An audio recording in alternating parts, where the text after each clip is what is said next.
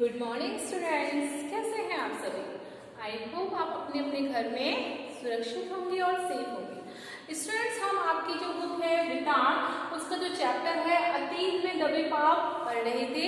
तो कल मैंने आपको उस चैप्टर में बता दिया था कि वहाँ की जो इमारतें थी वो किस तरह की थी, वहाँ के जो घर थे वो किस ढांचे में फैले हुए थे, वहाँ की नालियाँ किस तरह से ढकी हुई थी। तो आइए आज हम उस चैप्टर को कंटिन्यू करते हैं। तो जब आप वीडियो देखें तो आप पेज नंबर 45 निकाल लीजिएगा। देखिए उसका सेकंड पैराग्राफ है, घर छोटे भी हैं और बड़े भी, लेकिन सब घर एक कतार में हैं। वहाँ पे बहुत सारे घर ऐसे थे जो छोटे और बड़े थे, लेकिन सभी घर कैसे थे बच्चों, एक कतार में बने थे। ऐसे नहीं है कि आड़े तिरछे बने हुए हों, सभी बड़ी अच्छी सुव्यवस्थित व्यवस्था थी वहाँ पर और एक ही कतार में सभी घर थे। ज्यादातर घरों का आकार तकरीबन 30 गुणा 30 फुट का होगा, कुछ इससे दुगने और तिगुने आकार के भी हैं। इनकी वास्तुशैली कमोवेश एक सी प्रतीत होती। जो वास्तुशैली थी वो अधिकतर बच्चों कैसी थी, वो एक सी थी, मतलब उनकी जो प्रक्रिया थी वो पूरी तरह एक ही थी। व्यवस्थित और नियोजित शहर में शायद इसका भी कोई कायदा नगरवासियों पर लागू हो। एक घर को मुखिया का घर कहा जाता था। जो व्यवस्थित नियोजित शैली थी वो कहीं ना कहीं नगरवासियों पर भी लागू थी, और जो एक घर था उसमें से एक घर किसका था बच्चों, मुखिया का घर था, और इसमें 2 आंगन और करीब 20 कमरे हुआ करते थे। डीकेबी सी हल्का आगे पूरब में है। दाढ़ी वाले याजक नरेश की मूर्ति इसी तरफ के एक घर से मिली थी।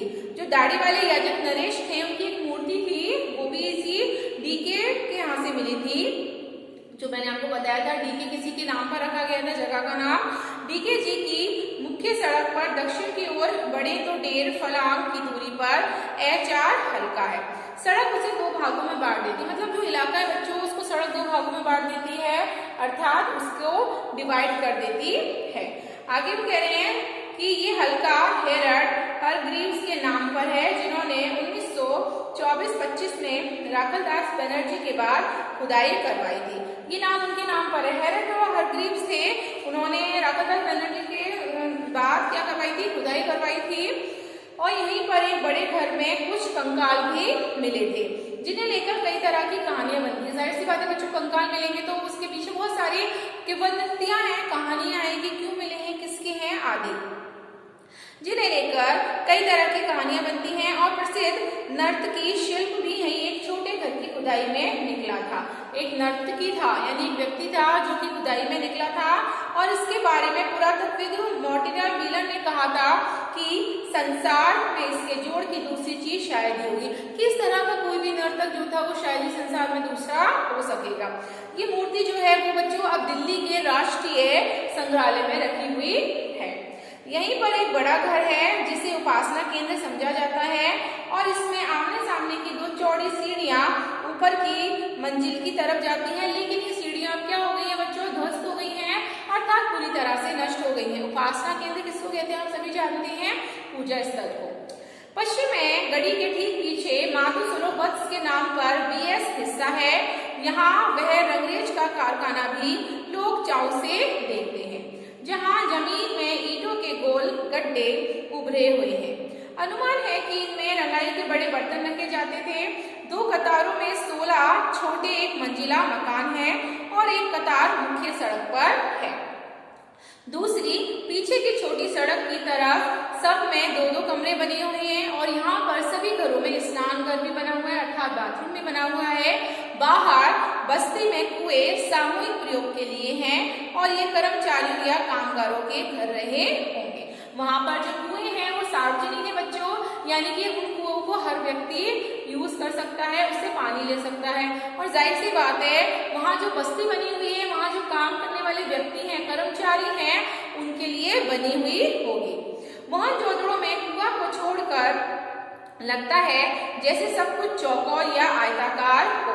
नगर की योजना, बस्तियां, घर, कुंड, बड़ी इमारतें, ठप्पेदार मोहरे, चौपड़ का खेल, गोटियां, तोलने के बाट आदि सब है। मोहनजोदड़ो को छोड़कर ऐसा लग रहा है कि वहाँ पे सारी चीजों की व्यवस्था है, यानी कि ये सारी चीजें हमें खुदाई से प्राप्त हुई हैं। छोटे घरों में छोटे कमरे समझ में आते हैं, पर बड़े घरों में छोटे कमरे देखकर थोड़ा सा हमें आश्चर्य होता है। इसका अर्थ ये लगाया जा सकता है कि शहर की आबादी जो है वो काफी संख्या में होगी। और दूसरी तरफ अगर हम विचार करें तो ये सामने आता है कि बड़े घरों में जो निचली भूतल जमीन है वहां पर नौकर चाकर रहते होंगे और जो ऊपर की मंजिलें हैं बच्चों वहां पे मकान मालिक रहते होंगे। ऐसा कौन कह रहा है बेटा? ऐसा कहते हैं अमेरिका के नृत्यशास्त्री ग्रेगरी पोसेल का मानना है। बड़े घरों के आंगन में चौड़ी सीढ़ियां हैं और कुछ घरों में ऊपर की मंजिल के निशान हैं, पर सीढ़ियां नहीं है, शायद यहाँ लकड़ी की सीढ़ियां रही होंगी। मतलब कुछ घरों में तो सीढ़ियां दिखाई दे रही हैं लेकिन कुछ घरों में सीढ़ियां दिखाई नहीं दे रही है, वहां पर सिर्फ निशान दिखाई दे रहे हैं बच्चों, क्योंकि वहां पर सिर्फ लकड़ी के निशान थे और लकड़ी की सीढ़ियां रही होंगी जो अब नष्ट हो चुकी है, जो कालांतर में नष्ट है। संभव है ऊपर की मंजिल में ज्यादा खिड़कियां, झरोखे और साज सज्जा रही हो। लकड़ी का इस्तेमाल भी बहुत संभव है पूरे घर में होता हो। कुछ घरों में बाहर की तरफ सीढ़ियों के संकेत हैं, यहाँ शायद ऊपर और नीचे अलग अलग परिवार रहते होंगे। छोटे घरों की बस्ती में छोटी संक्रिय सीढ़ियां हैं और उनके पायदान भी ऊंचे हैं। ऐसी जगह की तंगी की वजह से होता है। देखिए ऐसा होगा, जगह की तंगी होगी, आबादी ज्यादा होगी तो एक परिवार नीचे रहता होगा और कोई दूसरा परिवार ऊपर रहता होगा, इसलिए ऊपर परिवार के लिए जो सीढ़ियां थी वो अंदर से ना होकर बच्चों बाहर से दी गई थी। गौर किया कि मोहनजोदड़ो के किसी घर में खिड़कियों या दरवाजों पर छज्जों के चिन्ह नहीं है। जिस तरह की जो खिड़कियां होती हैं, दरवाजे होते हैं, छज्जों के चिन्ह नहीं है, अर्थात जैसे आपकी बालकनी होती है, आजकल के घरों में ऐसा कोई भी निशान नहीं है। गर्म इलाकों के घरों में छाया के लिए आम प्रावधान होता होगा। गर्म इलाके यानी कि जो घर गर्म इलाकों में आते थे, जहाँ पे बहुत ज्यादा गर्मी होती थी, है ना, तो घरों में छाया के लिए ऐसा आम प्रावधान करा गया है। क्या उस वक्त यहाँ इतनी कड़ी धूप नहीं पड़ती होगी? मुझे मोहनजोदड़ो की जानी मानी मोहरों के पशु याद हो आए। वो कह रहे हैं क्या यहाँ पर इतनी धूप नहीं होगी? लेकिन बता रहे हैं, आगे कह रहे हैं कि मुझे जो मोहरे देखकर, मोहरों पे जो पशु की आकृति बनी हुई है, उन आकृतियों को देखकर मुझे कहीं ना कहीं वहाँ के जो पशु हैं वो याद आ गए हैं, मतलब उनकी याद आ रही है। शेर, हाथी या गैंडा इस मरुभूमि में हो नहीं सकते। यहाँ की जो मरुभूमि है, जिस तरह की जो व्यवस्था है, मुझे नहीं लगता बच्चों कि ये कह रहे हैं लेखक कि यहाँ पर इस तरह के जानवर होंगे। क्या उस वक्त यहाँ जंगल भी थे? मतलब ऐसा हम अनुमान लगा रहे हैं, ऐसा हम सोच रहे हैं क्या उस वक्त यहाँ पर जंगल होंगे। ये तथ्य स्थापित हो चुका है कि यहाँ अच्छी खेती होती थी। जंगल के बारे में तो हम विचार कर रहे हैं, लेकिन खेती के बारे में हम ये कह रहे हैं बच्चों की यहाँ पर ये जरूर था कि यहाँ पर खेती जरूर हुआ करती थी। आगे वो कह रहे हैं कि पुरातत्वीय श्रीन रत्नाकर का मानना है कि सिंधुवासी कुओं से सिंचाई कर लेते थे। दूसरे मोहनजोदड़ो का किसी खुदाई में नहर होने के प्रमाण नहीं मिले। मतलब जो सिंधुवासी थे, जब वहाँ खेती होती थी तो वो सिंचाई किससे करते थे? खेती में जो सिंचाई की जाती है बच्चों वो कुओं से की जाती है। लेकिन दूसरा ही मोहनजोदड़ो किसी भी खुदाई से नहर नहीं, मतलब वहाँ पे कोई भी खुदाई में नहर की प्राप्ति नहीं हुई है। जैसे हम नहर से सिंचाई करते हैं अर्थात खेती का सींचते हैं, ऐसा कोई प्रमाण हमें नहीं मिला है। यानी बारिश उस काल में काफी होती होगी। क्या बारिश घटने और कुओं के अत्यधिक इस्तेमाल से भूतल जल भी बहुत से दूर चला गया है? ऐसा माना जा रहा है कि जब लोग सिंचाई करते थे तो सिंचाई के लिए अगर कोई ज्यादा साधन हमें प्राप्त नहीं हुए तो हो सकता है वहाँ बारिश अच्छी मात्रा में होती हो और उससे ही खेती हरी हो जाती हो। वो कह रहे हैं कि जैसे जैसे बारिश की जो मात्रा थी वो घटती जा रही थी, साथ में कुओं का अत्यधिक इस्तेमाल भी जो है भूतल जल से बहुत दूर चला गया है। इस क्या पानी के अभाव में ये इलाका उजड़ा और उसके सिंधु घाटी की समृद्ध सभ्यता भी है। बता रहे हैं लेखक कि जैसे जैसे पानी की कमी होती गई, जाहिर सी बात है हम लोग पानी के बिना जीवित नहीं रह सकते, पानी के बिना हमारा कोई भी काम नहीं हो सकता बच्चों। तो जाहिर सी बात है जैसे जैसे पानी का अभाव होता गया, पानी की कमी होती गई, तो जो वो इलाका था वो धीरे धीरे क्या होता गया? उजड़ता चला गया। और साथ में सिंधु घाटी की जो समृद्ध सभ्यता थी वो भी साथ में क्या होती गई? नष्ट होती चली गई। मोहनजोदड़ो में उसे रोज हवा बहुत तेज बह रही थी। हमारे जो लेखक हैं वो हमें बता रहे हैं आगे कि जब वो मोहनजोदड़ो की तरफ चलते हैं, आगे बढ़ते हैं, तो उस समय हवा बहुत ही तेज महसूस हो रहा था उनको कि हवा जो है बहुत ही तेज चल रही है, बह रही है। किसी बस्ती के टूटे फूटे घर में दरवाजे या खिड़की के सामने से हम गुजरे तो साई साई की ध्वनि में हवा की लय सांप पकड़ में आदि की। वो बता रहे हैं जैसे ही हम किसी टूटे फूटे घर के सामने से निकल रहे थे तो हमें ऐसा लग रहा था कि हवा की जो ध्वनि है, हवा जैसे आवाज करती है साई साई, उसकी आवाज कहीं ना कहीं हम महसूस कर रहे थे। वैसे ही जैसे सड़क पर हवा के लयबद्ध थपेड़े सुनाई देते हैं। सूने घरों में हवा की लय और ज्यादा गूंजती है, इतनी कि कोनों में अंधियारा भी सुनाई दे। बिल्कुल सही बात है। सूना घर होता है बच्चों जहाँ पे बिल्कुल सन्नाटा छाया होता है, वहाँ पे इस तरह की आवाजें हमें बहुत ज्यादा सुनाई देती हैं। अर्थात हम समझ जाते हैं अंधकार भी हमें कहीं ना कहीं दिखाई भी देता है। यहाँ एक घर से दूसरे घर में जाने के लिए आपको किसी घर से वापस बाहर नहीं आना पड़ता। आखिर सब खंडर है, सब कुछ खुला हुआ है। बिल्कुल सही बात है बच्चों। जब घर बने हुए होते हैं तो बीच में दीवार होती है ना, लेकिन वो कह रहे हैं जब वो सब कुछ खंडर हो चुका है तो हम एक घर से दूसरे घर में बहुत आसानी से जा रहे थे और वापस भी आ रहे थे, क्योंकि सब कुछ क्या हो गया था, नष्ट हो चुका था, खंडर हो चुका था। और एक से दूसरे घर में, दूसरा घर तीसरे घर में खुलता था। जैसे पूरी बस्ती एक बड़ा घर हो। ऐसा लग रहा था कि वो अलग अलग घर नहीं थे, बल्कि पूरी जो बस्ती थी वो एक ही बहुत बड़ा घर हो, क्योंकि सब कुछ वहां पे नष्ट हो चुका था। लेकिन घर का एक नक्शा ही नहीं होता, हर घर एक संस्कार में आकार का होता है। जाहिर सी बात है घर में कोई नक्शा नहीं होता, बल्कि घर में संस्कार भी होते हैं बच्चों।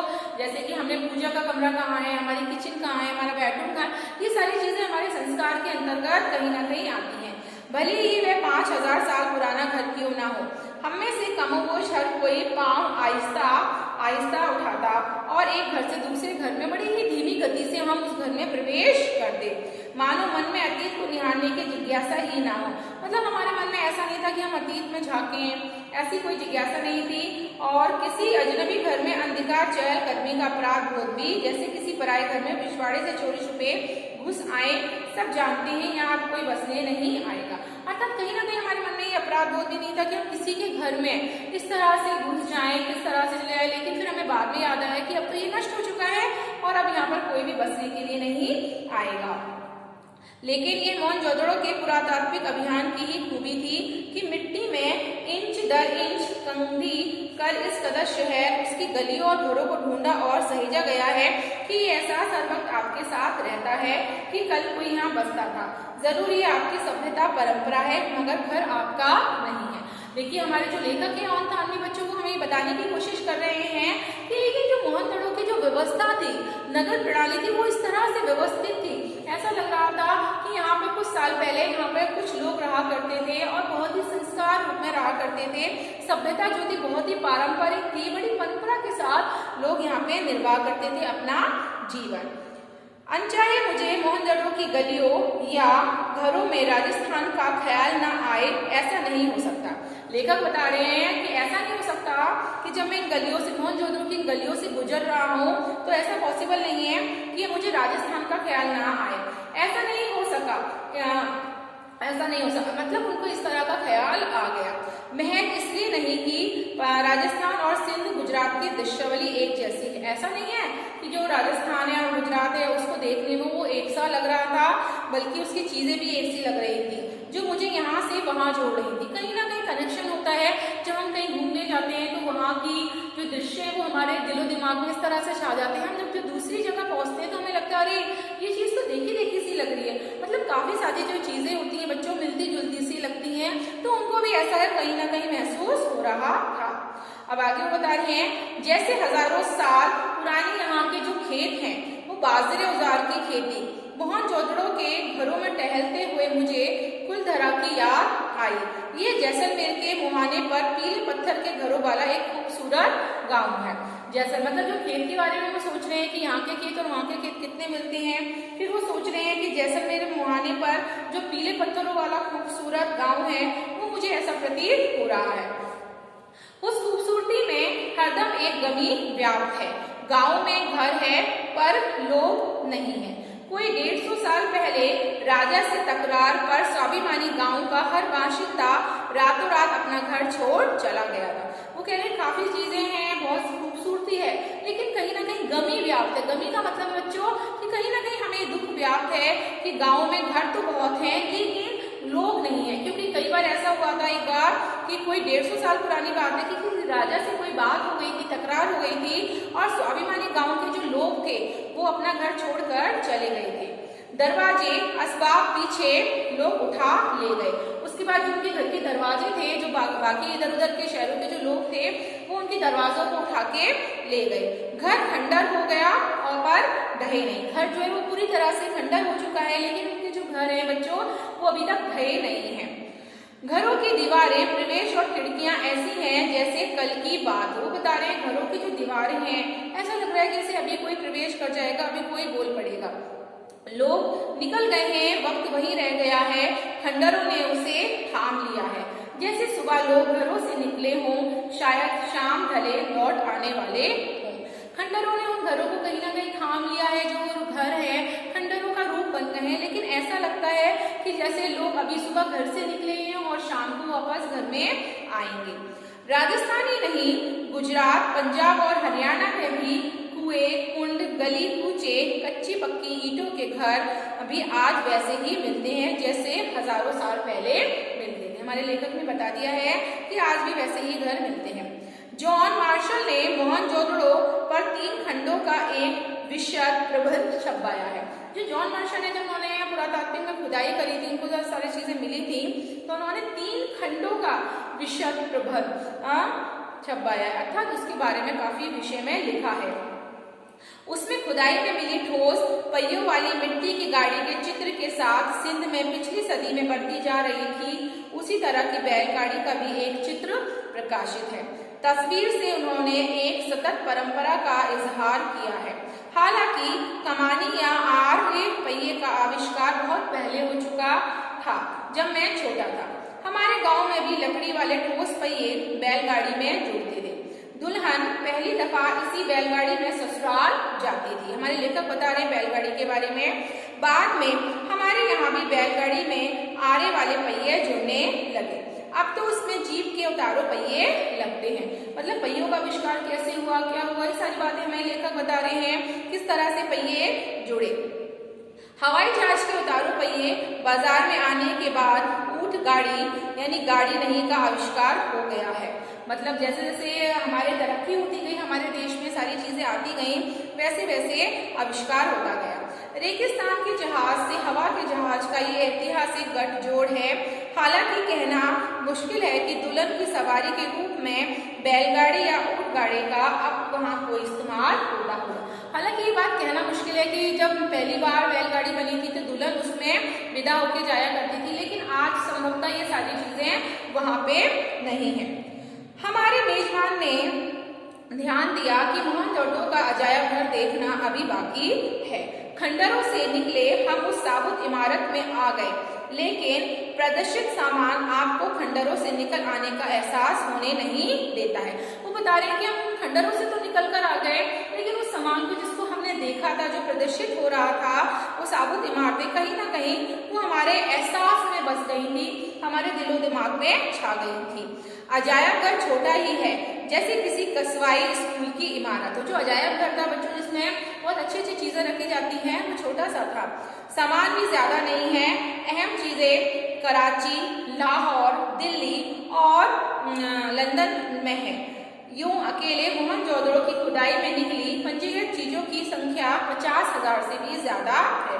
जो चीजें निकली थी, जब उनको देखा गया तो 50,000 थी, मगर जो मुट्ठी भर चीजें यहाँ प्रदर्शित हैं, पहुंची हुई हैं, सिंधु सभ्यता की झलक दिखाने को काफी है। लेकिन कुछ चीजों से ही हमें सिंधु सभ्यता का एहसास हो गया है।